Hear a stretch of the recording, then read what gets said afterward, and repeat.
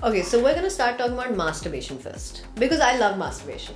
A lot of guys are really into women squirting. My orgasm is a task if I'm with a man, and his orgasm is the finale. Yeah. It was noises. It was hot, so when our skin came apart, there was like a farting noise.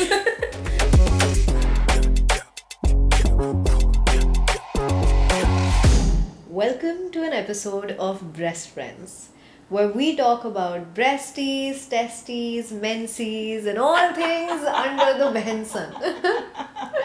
Today, we're talking about how clit happens. And to start us off. I'm so sorry. I'm going to cut you there. Uh-huh. You have to see my earrings. They're shaped like little clitorises. Oh, you're so on the. On that note. Please continue. Okay, so we're gonna start talking about masturbation first. Because I love masturbation. And, and why shouldn't you, right? I mean, It's a stress buster. Sometimes I do this thing because for many years I've been able to manage my own calendar, which is a blessing, right? With all things masturbation. Which is that if I'm having a very stressful day or whatever, I rub one out. It works. There is science to back it up. What is the science? It releases feel-good hormones in your body, lowers your blood pressure. It can help you sleep. Yeah. After an orgasm, you release prolactin in the body. By the way, my name is Tanya and this is Shevya. We're just so excited about talking about masturbation that we completely forgot this. My bad. But you know us. So, rubbing one out is great for you. Contrary to what a lot of people might tell you, orgasms are actually really healthy. Right.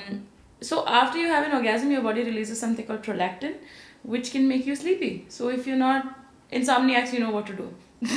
That explains a lot about my situation. Because often I go for like the night time. I have time right now. Anyway, TMI. Okay, and this is something I was afflicted with for a long time. Affliction is not the right word, but I experienced for a long time. Flick. Totally intentional.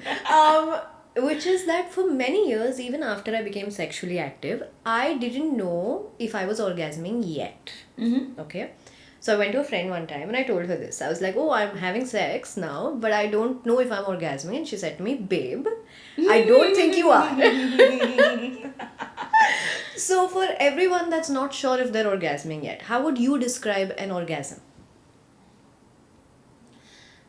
Think about having...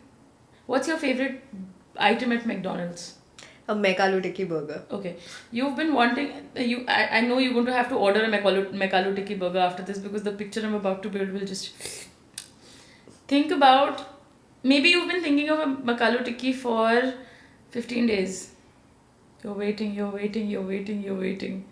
And after 15 days, you're like, आज हम Zomato पे Mekalu Tikki मंगवाएंगे. Why did my Allahabad come out? And you get home and you order. The anticipation that builds from putting in that order to while you're waiting for your burger and then the burger gets into your mouth, that explosion of joy that happens, that's what an orgasm is like. There's a lot of build up, and suddenly there's like a... That is what an orgasm feels like. You're 100% right. I'm going to have to order one out. But okay, let's talk about the pee thing, which is also something I've experienced personally. Part of the reason I was not orgasming yet was because I was very worried that I'm going to pee instead. And then as I started to confide in female friends, they were like, oh, 100% this is a thing. So talk to us about the pee thing. Have you experienced it? I don't know if I've experienced it because it's normal in my head, so I don't think it registers as something. When you have an orgasm, what happens is that all the muscles in your pelvic floor are going ding, ding, ding, ding, ding. Which means that the bladder is also an organ that sits in your pelvis. So if everything around it is squeezing, it will also squeeze. No, it's like, अगर घर के बगल में marriage garden है और वहाँ आज मेरे यार की शादी है बज रहा है तो तुम्हें भी सुनना पड़ेगा. It's not that you can just be like whatever. So it's an effect of what is happening all around you. And actually a lot of guys are really into women squirting. Right. Why am I being so heteronormative? A lot of people are really into women squirting, and it's almost a turn on for a lot of people. And from what research we have currently, squirting is mostly just really diluted pee. That's what I thought. It is. Oh my god. So what researchers did was that they filled some dye in women's bladders. Right. I mean, they didn't go, they made them drink like a dye liquid, and then their bladders filled up. And no, they didn't put the, what am I thinking? I'm mixing two pieces of research. Basically, what people did was, some researchers, they took sort of images of women with a full bladder. Then they made them have an orgasm where they squirted. These are women who claim to squirt. Why am I saying claim to squirt? These are women The patriarchy. It gets to us all. Yes. These are women who said they can squirt, who have the ability to do that. And when they scanned them after their orgasm, their bladders were empty. So, and you know, when they analyze the liquid that comes out in a squirt, it is most like, it contains a lot of urine, and it contains fluids from other glands in that area, let's put it that way. And you know, it's just all of that stuff is going dick chick, so it's all coming out. It's okay if you pee a little. Sex is wet. Yeah. Very quotable quote also. Talk to me more about the orgasm gap. Like, I mean, what you just went through even in the course correction, right? That is the experience, quintessential experience of being a woman. Yeah. And also unlearning and learning as a woman, which finally gives us some levity as we keep, you know, undoing these threads that are so buried in us. So the orgasm gap obviously has roots in all of this and more, right? So from your expert perspective and your general experience, talk to us about the orgasm gap. I'm actually going to throw that question back at you. In your, I'm going to make the assumption that you're straight. I'm bi. Okay. In your experiences, have you consistently orgasmed with your partners? No. Has there been a pattern when you're with a woman versus when you're with a man? Yes. Where do you orgasm more often? Where do you think I orgasm more often? Also because penetrative sex becomes such a final act, right? Yeah. There's nowhere to go from there. Which is not to, truly, which is not to say these men haven't tried, and they often do and whatever. And also like there is such a, it feels sometimes like my orgasm is a task if I'm with a man, and his orgasm is the finale. And where did these juxtapositions come from? Just because yours is so visible, or you know, it's the ender. If anything, you're the party pooper, right? I can keep going. I find it very interesting across the board. Every time I speak to somebody who has experience with women, they will always, when it's, you know, a woman, they will always tell you that they consistently have more orgasms with women because of the way we've built our expectations and the media depictions of sex we've seen and what we think sex is going to look like. What is foreplay? Why is it called foreplay? Yeah. It's the play that happens before, which means there has to be a main act. Yeah. That is also sex. And then it also kind of delegitimizes any other kind of sex, right? Not everybody is having penetrative sex. Does that mean that, you know, if, I don't know, if two women are together, obviously they can't penetrate each other, lacking the appendage. Does that mean that their sex is not sex? How can we do that? So we just have like really skewed ideas around sex and sexuality, which really impacts what we learn to expect from sex. Yeah. And thank you, pornography, for doing this. 100%. What did you think when you thought about sex? What did you think it was gonna be like when you were young and you hadn't had sex? More enjoyable than it was in the beginning. Oh god, the first time is always shit for everybody, I think. It is! Across the board. And I mean, even if it's not the worst, it is new and scary and weird. And it doesn't have to be this magical ooh la la experience. If it is, fantastic. But how many times is that true? Everybody is scared shitless. A. Yeah. And B, you know, like all the television I've seen. And I'm like a hardcore Bollywood romance girl, okay? Like, I will listen to every single Aishwarya Rai song. I actually have a playlist called Aishwarya Is Riley Pretty? No. No, Riley. Please take a moment for my genius. No, but like, because of that kind of build-up, I had thought that my first time would be slow and sensual and roses and candle. It wasn't. Yeah. It was noises. It was hot, so when our skin came apart, there was like a farting noise. And I was just like, oh my god, what the fuck? So we have this very skewed expectation of what it's going to look like. Sex is messy and fun and wet. Yeah. And farty and queefy. Yeah. Like what did you think sex was going to look like? You know, the funny thing is the whole virginity thing is a double-edged sword, right? One is, oh my god, you have to be a virgin, be pure or whatever the fuck. The other is, so I lost my virginity in the UK to a man. And for me then it was embarrassing to be at that age and not have had sex yet. So I did something God. even more embarrassing. I didn't tell him that I'm a virgin, that he's going to take my virginity, which in retrospect, I'm sorry, Jacob. I should have. And I feel like that put so much pressure on him and me Yeah.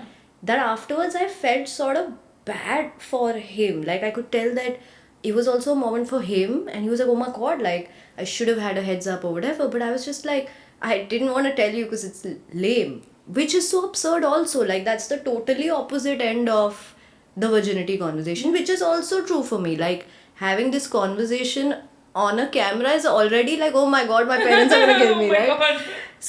So it's such a complicated landscape that the orgasm gap, I don't even think it's just about what happens in bed. It's all the baggage we're carrying into that room or wherever. And for women, that baggage always ends up being heavier. It does. And I think what you said about that thing about, it's a double-edged situation. So these internet edgelords use the word virgin like an insult. And it's so dumb because on the one hand it's like the ultimate symbol of chastity and purity, and at the other time it's also like for men usually it's like an insult.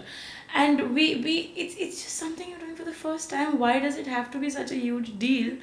And it's I think it's terrifying. That's the word I want to use. When you are a young person and you're thinking of what sex is going to look like, and you have all of these expectations and ideas around how it's going to be, and it's the complete opposite of that. It's really terrifying. Just the foreplay, the act itself, and then after it as well. Yeah. Were you scared when you had sex for the first time? Yeah, 100%. And I really think you've hit the nail on the head because everything is about vulnerability. Most conflict is about, I don't want to be vulnerable right now. And sex is so vulnerable for everyone. So I feel like some people, I know it's not just like a group of people, but some people were like, you know what, this is so embarrassing for me, we're going to make it embarrassing for everyone. And like the programming is just this really pleasurable, enjoyable, easy, safe thing becomes this demon in our heads and beds and whatever else. And then obviously everything else we take into it based on our childhood trauma, all of that. Yeah. It's just very vulnerable. So it's so scary. But I think as women, masturbation is a key to explore that vulnerability and bring more joy and pleasure into this. Honestly, like masturbation, I think has brought me to a point of a lot more sexual liberation and safety than anyone or anything else. No, it's in no man or woman's hands. And the fact that it is the safest form of sex that exists. There's no risk of STIs, no risk of pregnancy. Like maybe it's not a real anxiety for most people, but I know for a lot of people there's just so much build up around like all the risks around sex that it kind of overshadows the pleasure of it. And we've just demonized masturbation for no good reason. I've actually talked a lot about this in my book. The reason why cornflakes were invented was to prevent masturbation. Say more. It's an incredible story. I'm for legal reasons I'm not allowed. This is not my publisher anymore. I'll say the name. Damn it. There was a certain doctor called Dr. Ooh. Yeah, so he was a Seventh-day Adventist, and their belief was that it's the same thing in Hinduism as well, where we have this idea that we have this concept, not idea, where certain foods have certain qualities associated with them. Rajasic food is like very rich, hearty food. There's tamasic food like onion and garlic, and there's sattvic food, which is like good food. Sattvic food is actually like the healthiest food you're supposed to have. Rajasic, it's said that Rajasic food or these heavy fiery foods flame the hellfires of horniness. They make you more horny. And Seventh-day Adventists also had the same concept that if you eat a lot of like spicy food, if you eat like a lot of flavorful, rich food, it'll make you horny. What is the least flavorful food? Bland cardboard corn rolled out with no sugar in it. So they had a hospital. It was like a wellness center. It was called the Battle Creek Sanatorium. Sanatoriums used to be like these almost sort of health centers, wellness centers, and they would invite people to come there and do a wellness retreat where they would eat bland, boring food. And it was Dr. brother who was like, we should market this product and put sugar in it, but Dr. was like, no, no, no, no, no, no, sugar bad for you. So the brother took the idea and he sold cornflakes. But the original intention behind making cornflakes was to douse the hellfires of horniness with its blandness. Wow. I did not know you could get rich off of quelling the sexual desires of other people, and there feels like a karmic footprint somewhere here. Yeah. He was an interesting guy. I think he had 8 children who were all adopted, and he proposed that people should put carbolic acid on their clitoris so that it would get rubbed off, or put a wire through their foreskin so they never have an erection, because if they have an erection it'll hurt. He just didn't like sex. I'm very horrified right now, but this also reminds me of a Lysol ad in your book that has shaken me to the core. Yeah. So we're going to put it on screen for everyone to see, but can you tell us a little bit about this headline, please? Please, Dave. Please don't let me be locked out from you. Ta-da. So, Lysol was originally, I don't know if it was originally invented for this, but I don't remember if it was marketed for it. That's why I should read my book more often. It was marketed for vaginal douching. Right. So, the idea was that pocha to lagao hi lagao, apna andar bhi laga lo. And back then, these formulas used to be much stronger, so women would actually have burns, internal burns, from cleaning their insides with Lysol. The idea was like some of the I don't know if this particular ad has it, but non-caustic Lysol will not harm delicate tissue. For feminine hygiene, 3 times more women use Lysol than any other liquid preparation. You can rely on Lysol to help your married happiness, keep you desirable. I don't know how to recover from this. The what boils my blood is that the onus is on women to stay desirable, instead of the onus being on the relationship and the partners involved to make sure that they have the desire and love for each other. Women must do things like putting horrible caustic agents into their vagina and douche themselves, which by the way ups your risk of ovarian cancer by up to 50 times, to stay desirable. I don't know how to recover from this because it sounds so familiar still. Yeah. Like we still have so much stuff hinging on.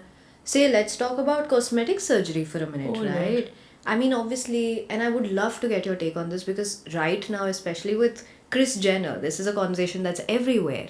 And I'm not even sure where I fall on the spectrum for this, right? Because obviously, cosmetic surgery can also be life-saving. There's so many ramifications here. But I mean, so much of it is also about being more desirable. How do you feel about... Tell me how to feel about cosmetic surgery, please. There was a reel I saw of a woman walking in the street, and she's like, Kris Jenner now, who's, I think she's 70 if I'm not wrong. Kris Jenner, who's 70 now, looks like a 40-year-old, and we still haven't cured endometriosis. I have endometriosis, so I really felt that. And it's... I don't know how to feel about it because I'm not the person to tell people what to do with their bodies. My job is to give information. What they do with that information is their business. But the information is that bodies change and bodies, we age and things happen. But at the same time, I'm also somebody who's strongly considered breast reduction surgery, which is cosmetic surgery. Right. Not only because my breasts are heavy so they make my back hurt, but also because I think I look vulgar sometimes because I have a larger chest. So it is a cosmetic thing at the end of the day for a lot of reasons. And after telling the entire world and advocating for self-love and all of that, So yeah, like I want to say that like cosmetic surgery bad, but I can't say that legitimately. I also wanted to be a cosmetic surgeon because I wanted to be a burn surgeon. So like cosmetic surgery is life saving, point being, but it's, yeah, I mean, obviously we can't really have one definitive take to roll out into the world or whatever, but I think it's important to acknowledge that this is a messy conversation we all need to have with each other, and discourse helps. Like, let's keep talking about cosmetic surgery, because the answer cannot be that I need to at some point naturally consider Botox, because peer pressure is real. yeah. And Yeah. for women, ads like these have caused burn marks and changed the trajectory of our growth and life and whatever else, right? For whoever's watching, I want you to go and look up why women's razors were invented. Thank me later. Fursat se dekhna ye conversation, huh? Fursat se. Bye. This was our episode on Clit Happens, and हमने बात की about all things masturbation, vagina, fingering and more in our Fursat Trusted Bra, जो Dr. Cutress aka Taneya, or maybe the other way around, और हमने साथ में at Tilt innovate किया है so that you can have a good time in or out of your undies, but definitely while you're wearing your bra.